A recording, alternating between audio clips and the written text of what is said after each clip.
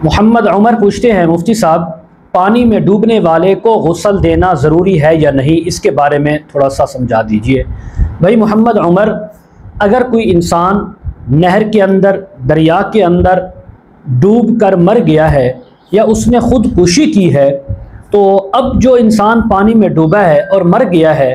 अब ये उसका अपना फ़ेल है, वो अपने तौर पर उसमें गिरा है या ख़ुद को गिराया है। अब वो मर गया, जब उसको पानी से निकालेंगे,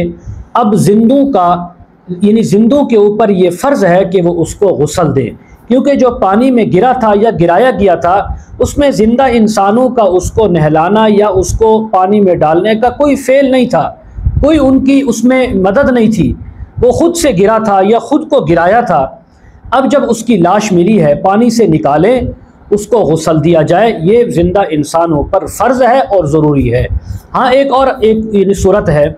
कि जब इस मैयत को पानी से निकाल रहे थे, नहर से या दरिया से, समंदर से, तो अब यानी जिंदू ने इसको पकड़कर 3 बार पानी के अंदर गौते दिए, डाला फिर निकाला, फिर डाला फिर निकाला 3 बार, और इस नियत से कि हम इसको गुस्ल की नियत से पानी में गौते दे रहे हैं, तो इस तौर पर उसका गुस्ल हो जाएगा। अब दोबारा से उसको गुस्ल देना ज़रूरी नहीं है। इसी तरह दूसरी चीज़ ये है, अगर कोई मैयत वो पड़ी, यानी एक इंसान है, वो ऐसे ही यानी खुली फ़िज़ा में यानी सोया हुआ था, मर गया है, अब उसके ऊपर बारिश बरसी है,